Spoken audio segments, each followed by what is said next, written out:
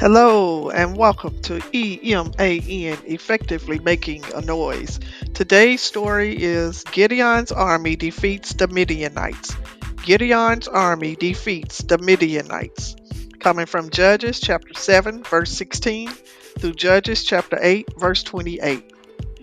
That same night, in preparation for the attack upon the Midianites, Gideon divided the 300 men into three companies, and into every man's hand he put a trumpet, an empty pitcher with a torch inside.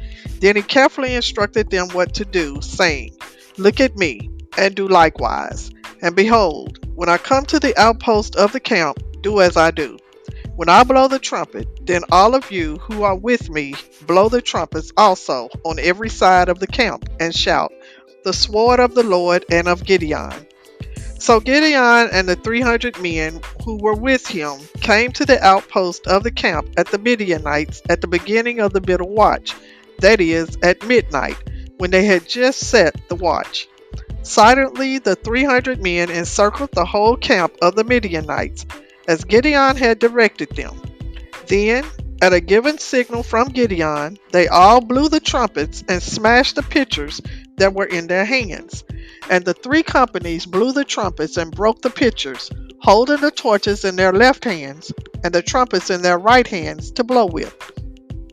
And they cried out with a mighty shout, "The sword of the Lord and of Gideon." The sleeping Midianites were terrified at being so rudely awakened by the blast of the trumpets and the shouts of Gideon's soldiers. And seeing the flaming torches all around their camp, they thought they were being attacked by a great army of the Israelites. Suddenly they became panic-stricken, which meant very frightened, and cried out in mortal terror. In the darkness and confusion, they tried to escape by fleeing from the camp. But as Gideon's 300 warriors continued to blow their trumpets, the Lord set every Midianite sword against his fellow throughout the whole army. As a result, in the panic and confusion, great numbers of the Midianites were slain by their own swords.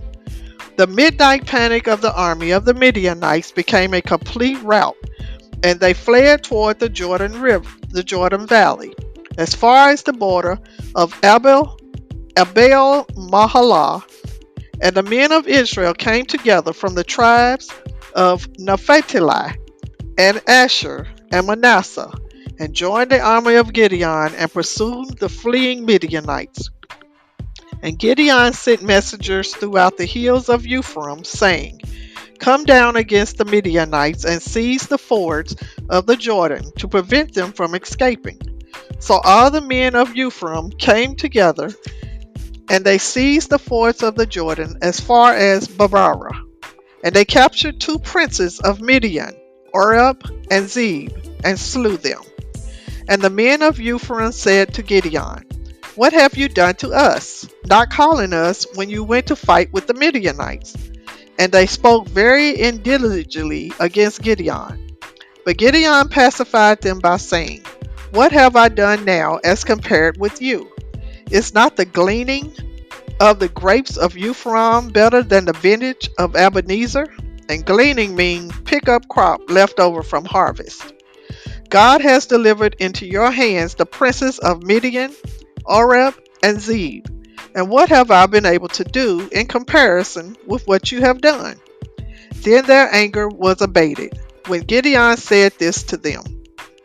Now Zebah and Zalmunna, two of the kings of the Midianites, were in Qatar with about 15,000 men, all that was left of the army of the children of the east. For there had fallen 120,000 men who drew the sword. And Gideon went up by the caravan route east of Nobah and attacked the army, for it was off guard. And when Zebah and Zalmunna, the two kings of Midian, fell, Gideon pursued them and captured them, and put the army to rout. A little later, the kings of Midian were slain. After Gideon had won this noble victory over the Midianites, the men of Israel came to him and said, "Rule over us, you and your sons, and your sons' sons also, For if you have delivered us from the hands of Midian, but Gideon did not want them to make him king over Israel. He wanted them to consider God as their king. And so he said to the men of Israel, I will not rule over you, neither shall my son rule over you. The Lord shall rule over you. So Midian was subdued, meant gave in before the children of Israel, and they lifted up their heads no more. And the country had peace for 40 years in the days of Gideon. And Gideon judged Israel at the word of the Lord for 40 years.